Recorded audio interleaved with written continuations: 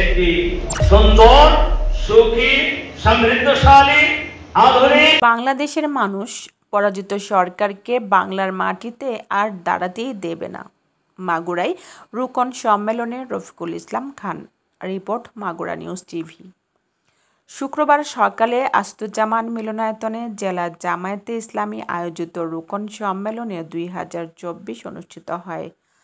জামায়াতে ইসলামী ইনসাফ ভিত্তিক সমাজ ও কল্যাণমূলক রাষ্ট্র ব্যবস্থা কায়েম করতে চায়। সকল মানুষের কাছে জামায়াতের দাওয়াত পৌঁছে দিতে হবে। রুকন ভাই বোনদেরকে ইসলামী মূল্যবোধ রক্ষায় ঐক্যবদ্ধভাবে আন্দোলন অটুট রাখতে হবে। ফ্যাসিবাদী ডেমি সরকার শেখ হাসিনার শাসন আমলে কোনো নির্বাচন হয়নি, নির্বাচনের নামে হয়েছে প্রহসন। এই সরকারের বিরুদ্ধে যারাই কথা বলেছে তাদের উপর নেমে এসেছে অত্যাচার, জুলুম ও নির্যাতন। বৈষম্য বিরোধী ছাত্র আন্দোলনকে দমন করার জন্য তারা সর্বাত্মক চেষ্টা করেছে, কিন্তু তারা ব্যর্থ হয়েছে। জেলা জামায়াতে ইসলামী আয়োজিত রুকন সম্মেলনে প্রধান অতিথির বক্তব্যে জামায়াতে ইসলামীর সহকারী সেক্রেটারি জেনারেল মাওলানা রফিকুল ইসলাম উপরোক্ত কথা বলেন। তিনি আরও বলেন, সীমাহীন লুটপাটের মাধ্যমে হাসিনা সরকার দেশের অর্থনীতিকে ধ্বংস করে দিয়েছে। জেলা জামায়াতে ইসলামীর আমির ও কেন্দ্রীয় মজলিসের শূরা সদস্য সাবেক ছাত্রনেতা অধ্যাপক এমবি বাকারের সভাপতিত্বে বিশেষ অতিথি উপস্থিত ছিলেন কেন্দ্রীয় মজলিসের শূরা সদস্য ও যশোর কুষ্টিয়া অঞ্চলের পরিচালক মোহাম্মদ মোবারক হোসেন, যশোর কুষ্টিয়া অঞ্চলের সহকারী পরিচালক ও জেলা জামায়াতে ইসলামীর সাবেক আমির আব্দুল মতিন, কুষ্টিয়া জেলার সাবেক আমির ও যশোর কুষ্টিয়া অঞ্চলের টিম সদস্য অধ্যক্ষ খন্দকার মহসিন আলী, নড়াইল জেলা আমির অ্যাডভোকেট আতাউর রহমান বাচ্চু। রুকন ভাই বোনদের প্রধান দায়িত্ব এই মাগুরা জেলাকে আমরা আগামী দিনে ইসলামী কল্যাণ রাষ্ট্র কায়েমের জন্য মডেল সংগঠন হিসেবে গড়ে তুলতে চাই ইনশাআল্লাহ। আপনি চান না সেটা? চাইলে আমি আপনাদেরকে একটা কথা বলবো, শুনবেন? নাম্বার ওয়ান, আমরা যারা রোপণ হয়েছি, আপনারা রোপণ হয়েছেন না জামাত বানাইছে? কি বলেন, কে হয়েছেন না বানাইছে? হ্যাঁ হয়েছেন। রোপণ বানানো যায় না, রোপণ হইতে হয়। কত ভালো করে বুঝে যায়। হ্যাঁ শুনে এমনি করে রোপণ হইতে হয়। আপনি যদি রোপণ না হইতে, রোপণ হওয়া তো একটা কঠিন কাজ।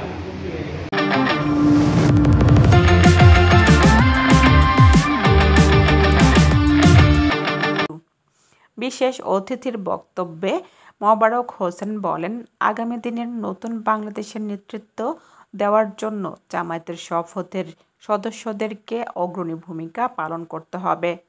জেলা জামায়াতে ইসলামীর সেক্রেটারি অধ্যাপক সাইদ আহমেদ বাচ্চুর সঞ্চালনায় বক্তব্য রাখেন নড়াইল জেলা জামায়াতে ইসলামীর সেক্রেটারি মোহাম্মদ ওবায়দুল্লাহ কায়সার, কর্মপরিষদ সদস্য মাওলানা মারুফ কারখি, ইসলামী ছাত্র শিবিরের জেলা সভাপতি মোহাম্মদ আশিকুর রহমান সহ অন্যান্যরা।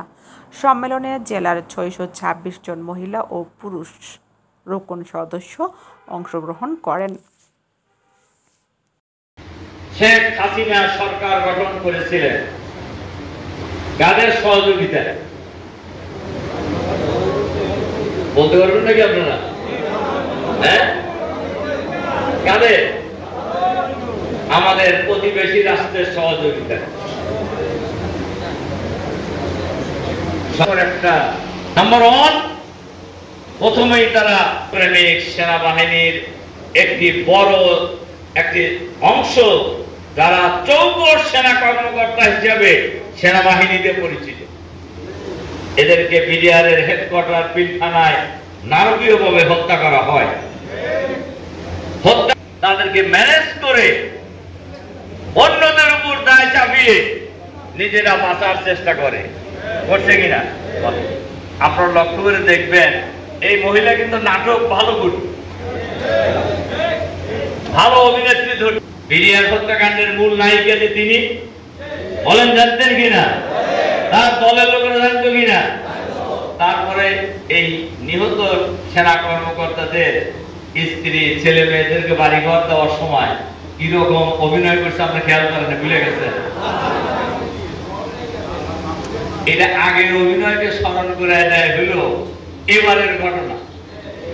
আপনারা দেখছেন আবু সাইদকে গোটা দুনিয়ার মানুষ জানলো, গোটা পৃথিবীর মানুষ দেখছে আবু সাইদ ইংরেজি বিভাগের ফাইনাল ইয়ারের ছাত্র, রোকেয়া বিশ্ববিদ্যালয় রংপুরের, যে কি অভিনয় করলো আপনারা খেয়াল করছেন নাকি? আরো যারা নিহত হয়েছিলেন তাদেরকে নিয়ে এসে টাকা পয়সা দিয়ে দিয়ে মানলেন বাংলাদেশের মাটি থেকে ইসলাম নির্মূল করা। জামাতের করা হয়েছে, জামাতের সাবেক আমির অধ্যাপক গোলাম আজম, মৌলানা একেএম ইউসুফ, অধ্যাপক নাজির আহমেদ, আল্লামা দেলোয়ার হোসেন সাইদি, মৌলানা আব্দুল সোবহানকে তারা কারাগারে হত্যা করে। শুধু এতটুকু বললেই যথেষ্ট হবে যে দেশের আপামর জনসাধারণ, বিশেষ করে ছাত্র জনতার আন্দোলন এবং সর্বশেষ হাসিনার দেশ থেকে পালিয়ে যাওয়া, এটা ছিল আল্লাহর বিশেষ রহমত। এবং এটা কেবলমাত্র কোন ফায়াকুন দ্বারাই সম্ভব। আল্লাহ দুনিয়ার বুকে যে কোন ফায়াকুন বলে যা সৃষ্টি করেছেন, এটা সেই কোন ফায়াকুনের একটি অংশ। না হলে 16 বছরে ঝেঁকে থাকা একটি সরকার, যারা নিজেদেরকে 41 সন পর্যন্ত দাবি করেছিল এই দেশ চালাবে, তাকে এইভাবে পলায়ে যেতে হতো না। সম্মানিত প্রিয় ভাইরা, আমি যে কথাটা বলবো সেটা হলো এই পলায়ে যাওয়ার পরে 5 আগস্টের পরে যে পরিবেশ আল্লাহ তাআলা তৈরি করে দিলেন, এটা হুদায়বিয়ার সন্ধির পরিবেশ। নিশ্চয়ই আপনারা আমার সাথে একমত হবেন। সুতরাং আমাদের আমিরে জামাত সারা বাংলাদেশে তিনি যে মেসেজটা দিচ্ছেন আমাদের কাছে, এটা মনে করার কোনো কারণ নাই। দেশে এখনো কিন্তু ষড়যন্ত্রের ডালপালা বাংলাদেশটাকে গ্রাস করার জন্য অপেক্ষামান। জামাত ইসলামকে এখানে পাহারার দায়িত্ব নিতে হবে। একমাত্র জামাত ইসলাম, ইসলামী ছাত্র শিবির বাদে কেউই কিন্তু এই দায়িত্ব পালন করবে না। সবাই খাই যাই স্বভাবে, সবাই খেতে চাইবে একমাত্র বাংলাদেশ জামাত ইসলামী এবং ইসলামী ছাত্র শিবিরদেরকে। সুতরাং আমি আপনাদের সামনে পেশ করেছিলাম একটি উদাহরণ। বাংলাদেশ জামাতকে মুমিনদের মাঝে রক্ষা করেছে, শাহাদাত বরণের মাধ্যমে ওয়াদা রক্ষা করেছে, অপেক্ষামানের মাধ্যমে ওয়াদা রক্ষা করেছে, কিন্তু তারা বাতিল শক্তির কাছে আপোষ করে নাই। সম্মানিত ভাইরা, আমরা আমাদের রাহাবারদেরকে হারিয়েছি।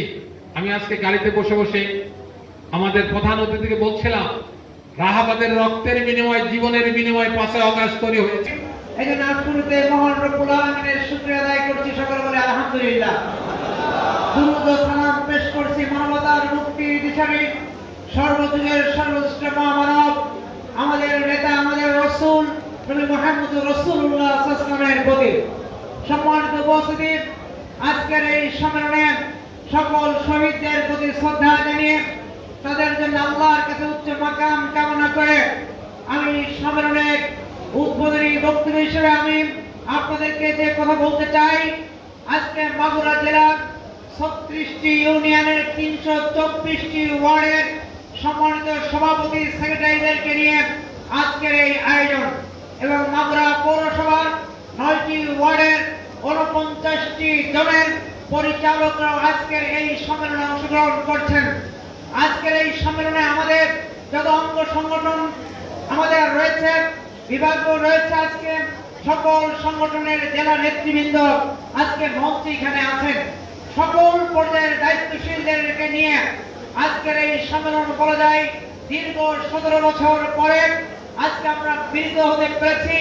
আবারও আল্লাহর শুকরিয়া আদায় করছি, আলহামদুলিল্লাহ। আমাদের ডেলিগেট আজকে এই সম্মেলনে অংশগ্রহণ করছেন, এই জন্য আপনাদের বসতে একটু কষ্ট হবে।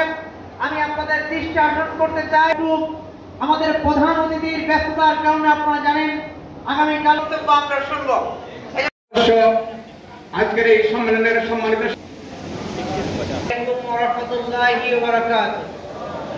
আলহামদুলিল্লাহ, আলহামদুলিল্লাহ রাব্বিল আলামিন। মুক্তির সংগঠন শহীদি কাফেলা বাংলাদেশ জামাত রাজশাহী বিশ্ববিদ্যালয়ের সিনেট সদস্য, আমাদের শ্রদ্ধেয় নেতা মাওলানা রফিকুল ইসলাম খান